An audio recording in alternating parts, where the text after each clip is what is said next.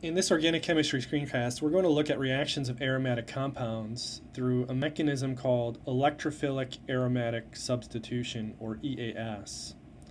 So a benzene ring reacts via substitution of a hydrogen.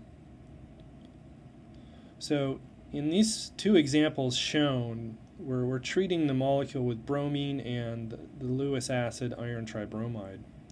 So those are bromination conditions, and what is going to happen is a ring hydrogen is going to be substituted for a bromine atom. So there's an electrophilic aromatic substitution. So in the EAS mechanism, your benzene ring is always the nucleophile, and it is being reacted with an electrophile. So that is what the reagents above the arrow are. So benzene's your nucleophile, you're reacting with an electrophile to give a substitution. So as we said in this particular example, we're brominating a benzene ring, but the challenge with these two cases is that the molecule has two different types of benzene ring. So what we need to do in terms of a strategy is figure out which ring is more reactive and where the bromination is actually going to occur. So the way I like to look at these problems is think of each benzene as its own separate molecule. So let's look at the left half of this molecule here first. And I'm going to draw this in green for a specific reason. And let's just model that left half as methylbenzene or toluene. And then let's model the right half here. I'm going to draw this in red.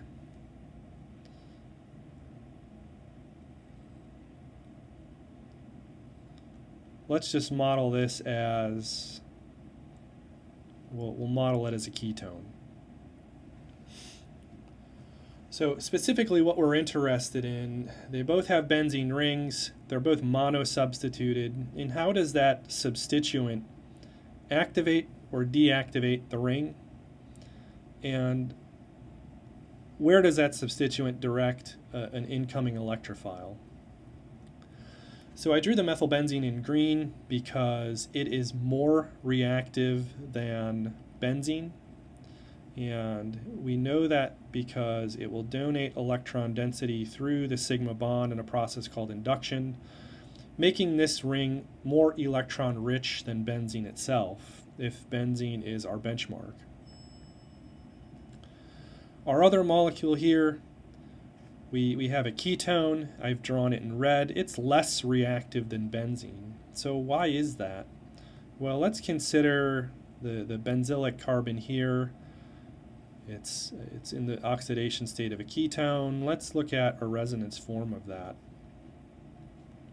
So a resonance form, if we push the pi bond electrons on to the oxygen's now negative.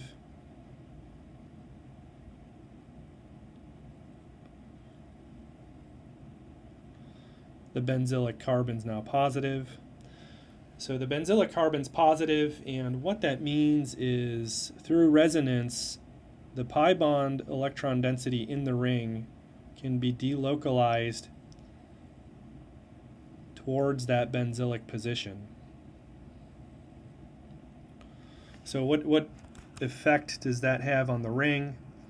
So the ring is now electron deficient, meaning that it is less reactive than our benchmark of benzene. So we've said that the ring is always the nucleophile, and if it has less electron density, it's going to be a poor nucleophile. So in terms of which ring will win, this ring here is going to be the one that is brominated. And if we have an activating group, we know that activating groups are ortho-para directors. And I'm using arrows to point those positions out. So we have ortho ortho, and para. And let's generally assume that the para isomer is going to be formed in a greater percentage than the ortho due to steric hindrance.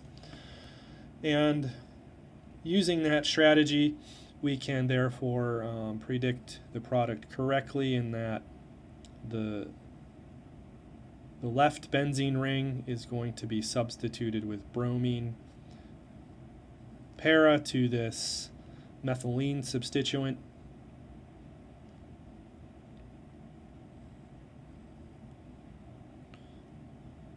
And so this would be our para substituted major isomer. So let's just write major. And then here, let's draw the minor, just showing ortho substitution.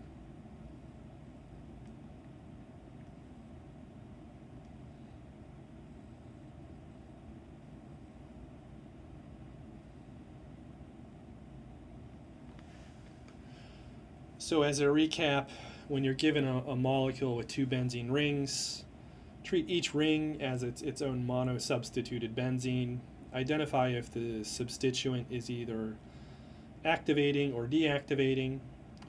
The ring with the activating group will win in terms of rate, and then because it is activating, it's ortho-para, and the substitution is going to happen at the para position. So now let's look at this next example, and we'll use colors again. So that this happens to be a similar case, but different arguments in terms of activation. We can draw the left benzene ring as an aminobenzene derivative, or commonly known as aniline.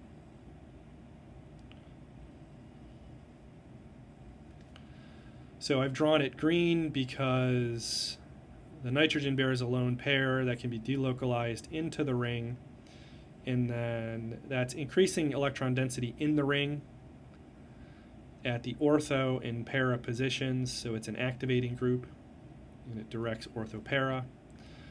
And the right hand benzene ring here, we can draw that as a benz-amide derivative. And using similar logic to the first case, we can draw a resonance form in which there is a benzylic carbocation.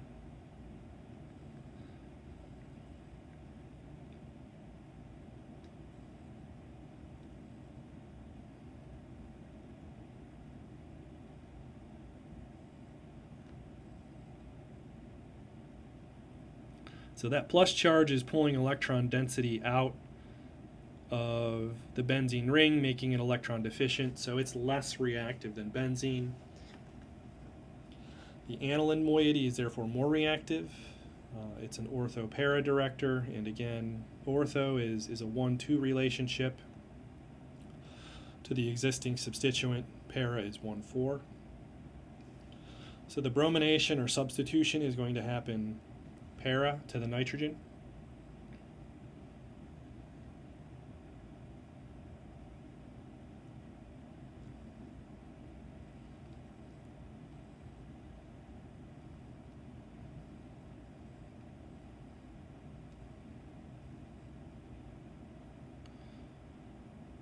So this would be our major isomer from this reaction, the para substituted.